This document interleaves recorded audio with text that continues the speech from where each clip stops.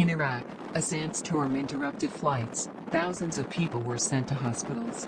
Iraq closed public buildings and temporarily shut down airports as the country was hit by its ninth sandstorm, the ninth since mid-April. Don't forget to subscribe to the channel for the latest news from the world of climate anomalies.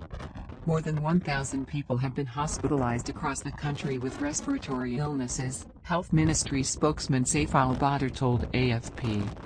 Flights were also halted in neighboring Kuwait for the second time this month as the region grapples with an increasingly frequent weather event.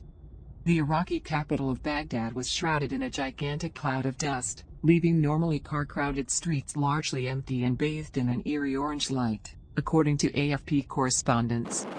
Prime Minister Mustafa al-Kadhimi ordered a halt to all working government offices, with the exception of health and security services, citing poor climatic conditions and the arrival of severe sandstorms.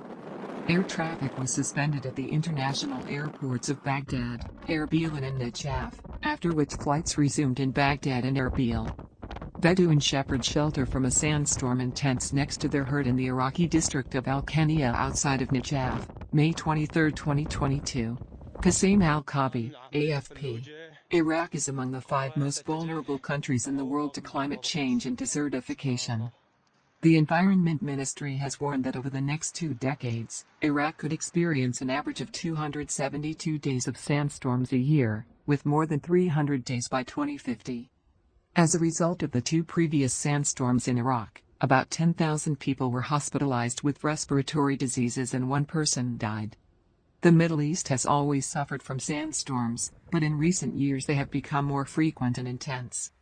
This trend is linked to rising temperatures and water shortages, overuse and damming of rivers, and overgrazing and deforestation. Oil-rich Iraq is known in Arabic as the land of 2 rivers, the Tigris and Euphrates, where the ancient civilizations of Mesopotamia flourished. The Iraqi Environment Ministry said the increase in sandstorms could be counteracted with more vegetation cover, including trees that act as windbreaks. A severe dust storm swept across the region last week, reaching Saudi Arabia, Kuwait, Iran and the United Arab Emirates. More than 1,200 people were hospitalized in Riyadh alone. A cloud of dust covered the tallest building in the world in Dubai.